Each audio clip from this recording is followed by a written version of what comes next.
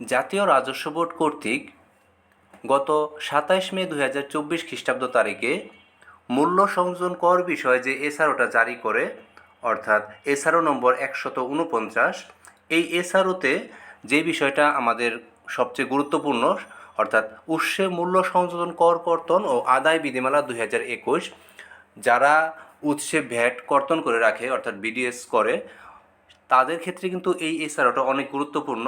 আর আরেকটু বেশি আমরা আগে থেকে জেনে নেই, এই এসআরওটা কিন্তু 6 জুন 2024 খ্রিস্টাব্দ তারিখ থেকে কার্যকর, অর্থাৎ ইতিমধ্যে চলমান আছে।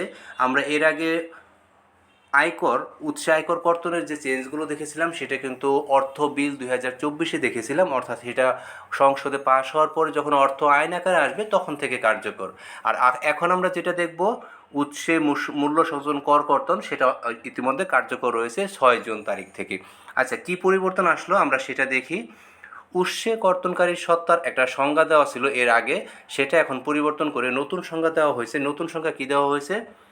উৎসে কর্তনকারী সত্তা অর্থ কোনো সরকার বা উহার কোনো মন্ত্রণালয়, বিভাগ বা দপ্তর, আধা সরকারি বা স্বায়ত্তশাসিত কোনো সংস্থা, রাষ্ট্রীয় মালিকানাধীন প্রতিষ্ঠান, স্থানীয় কর্তৃপক্ষ পরিষদ বা অনুরূপ কোনো সংস্থা, এনজিও বিষয়ক ব্যুরো বা সমাজসেবা অধিদপ্তর কর্তৃক অনুমোদিত বেসরকারি প্রতিষ্ঠান, কোনো ব্যাংক, বিমা বা অনুরূপ আর্থিক প্রতিষ্ঠান, মাধ্যমিক বা ততূর্ধ্ব পর্যায়ের শিক্ষা প্রতিষ্ঠান, কোনো লিমিটেড কোম্পানি এবং 10 কোটি টাকার অধিক বার্ষিক টার্নওভারযুক্ত কোনো ব্যক্তি বা প্রতিষ্ঠানকে বোঝাবে।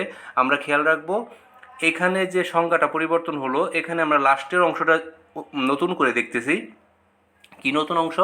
10 কোটি টাকার অধিক বার্ষিক টার্নওভারযুক্ত কোনো ব্যক্তি বা প্রতিষ্ঠান, অর্থাৎ যে কোনো ব্যক্তি বা প্রতিষ্ঠান যদি 10 কোটি টাকার অধিক বার্ষিক টার্নওভার, অর্থাৎ সেলস বা রেভিনিউ, সেবা যে কোনো আয় হোক বা আমরা যেটা টার্নওভার সংজ্ঞাভুক্ত করি, অর্থাৎ সেটা যদি 10 কোটি টাকার অধিক হয় তাহলেই কিন্তু সে উৎসে কর্তনকারী সত্তা, অর্থাৎ উৎসে কর্তনকারী সত্তার স্কোপ অনেক বাড়িয়ে দেওয়া হয়েছে। আগে কোনো লিমিটেড কোম্পানি পর্যন্ত এই সংজ্ঞাটা দিয়ে এখানে এই পর্যন্ত ছিল, আমরা নতুন করে কিছু অংশ অ্যাড করতে দেখলাম। এরপর দ্বিতীয় অংশে দেখি, আমাদের উৎসে কর কর্তনের যে হার ছিল এর আগে, এর মধ্যে হতে 4টা ক্যাটাগরিতে উৎসে মূল্য সংযোজন কর কর্তনের হার পরিবর্তন করা হয়েছে, অর্থাৎ স্ট্যান্ডার্ড রেটে নিয়ে আসা হয়েছে 15% করে। কি কি খাত? সেবার কোড 9 নম্বর কোডের 009.00 নিলামকারী সংস্থা, এটার ক্ষেত্রে এখন উৎসে 15% মূল্য সংযোজন কর কর্তন করতে হবে। সেবার কোড 40, সেক্ষেত্রে সিকিউরিটি সার্ভিস, এক্ষেত্রে 15% উৎসে কর কর্তন করতে হবে। নিলামকৃত পণ্যের ক্রেতা, এক্ষেত্রেও 15% উৎসে কর কর্তনের হার।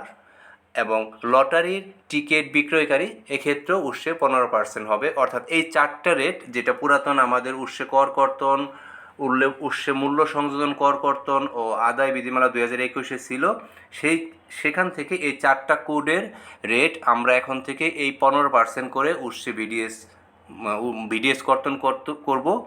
আর এখান থেকে আমরা এই এসআরও থেকে 2টা জিনিস শিখলাম। উৎসে কর্তনকারী সত্তার ক্ষেত্রে আমরা শিখে নিলাম 10 কোটি টাকার অধিক বার্ষিক টার্নওভারযুক্ত কোনো ব্যক্তি ও প্রতিষ্ঠান, এরা অন্তর্ভুক্ত হলো। আর 4টা ক্যাটাগরি 15%-এর কম রেট ছিল বিডিএস, এখন সেটাকে স্ট্যান্ডার্ড রেট অর্থাৎ 15%-এ নিয়ে আসা হলো। আর একটা বিষয় ছিল, এটা কার্যকর হয়েছে 6 জুন, অর্থাৎ আমরা এটা এখন থেকে আমাদেরকে ফলো করতে হবে। তো এই বিষয়টা আমাদের যে রাজস্ব বোর্ডের 27 মে 2024 তারিখের এসআরও নম্বর 149, এটার মাধ্যমে কিন্তু এই বিষয়টা জারি করা হয়েছে। এটাই আমাদের এই এসআরওর মূল মেসেজ ছিল। ধন্যবাদ সবাইকে।